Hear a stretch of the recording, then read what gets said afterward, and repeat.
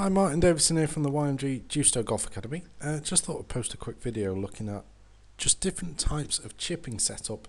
Been working on a few things with a few students this week and just thought I'd put this out there as just an alternate way to have a little look at improving your chipping.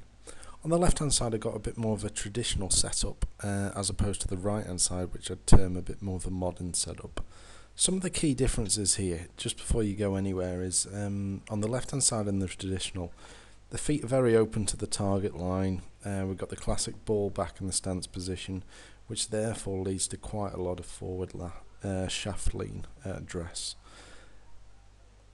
There's a bit of weight forward on the left foot, which is always good for any short shots. If we compare that one to the right hand side, still the weight's still forward, not quite as much shaft lean, and one of the big changes is the feet are a lot more square to the target line and the ball's further forward.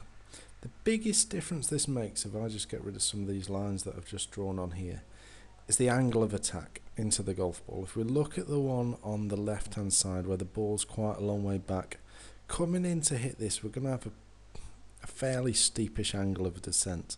Now don't get me wrong, you can still play some really nice chip shots, and this is pretty good out of a poorer lie or some thicker grass. But your margin for error is particularly small. It's very easy to catch the ground before the ball here, mainly just because, as I say, the angle of attack is fairly steep into the back of this. So if you're the sort of person who does find that they fat a lot of chips around the green, gets the odd thin one, but particularly the heavy shot, this is definitely an area to look at. Also, quite often when I see people with the ball back here, they're under the assumption that playing the ball back increases the amount of backspin. That's actually not the case. Don't get me wrong, I thought this for a long time as well when I used to play before I really found out about this sort of stuff. As I say, the typical flight you can get from the traditional setup is going to be a fairly lowish shot. It's going to run a lot. Not particularly great if you need the ball to stop quickly. But compare that to the one on the right. Well, with the setup, with the ball further forward, as I say, not too much shaft lean, but just a little bit. As we're coming into the back of this one, we're going to get a slightly shallower angle of attack into the back of the ball.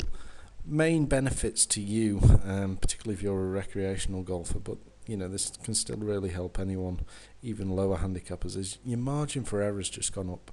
You can actually, if you don't quite catch this perfectly and you do slightly catch the ground before, the club will still ride through using the bounce of the wedge.